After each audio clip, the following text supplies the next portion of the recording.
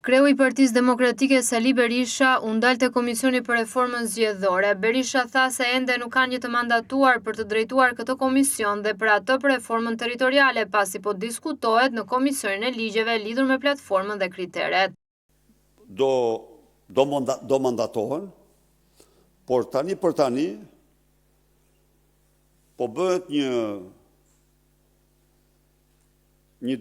bëhen diskutime paraprake në Komisionin e Ligjeve, natyrisht po shtyrtohen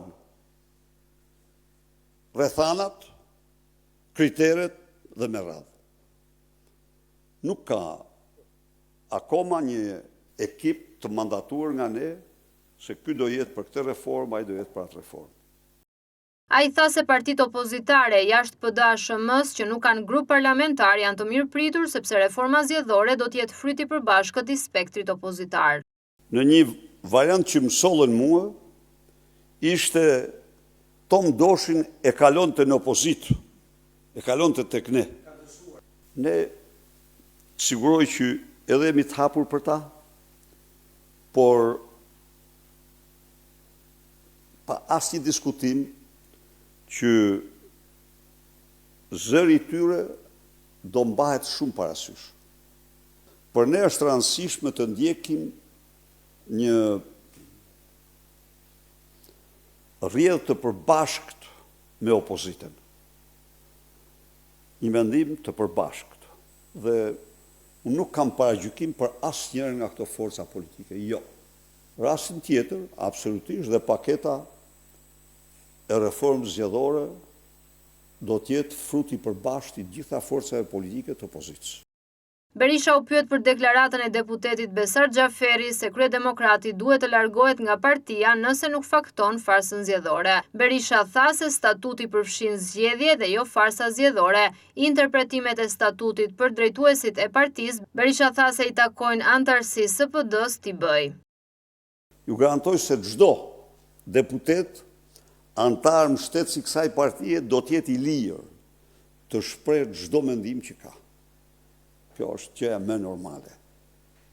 Natyrisht, interpretimi i nenit statutit duhet të jetë i saktë, statuti bën fjalë për zgjedhje dhe jo për farsa, dhe tani që ta mbyllim këtë punë, do të jetë antarësia e Partisë Demokratike ajo që do i bëj interpretimin përfundimtar.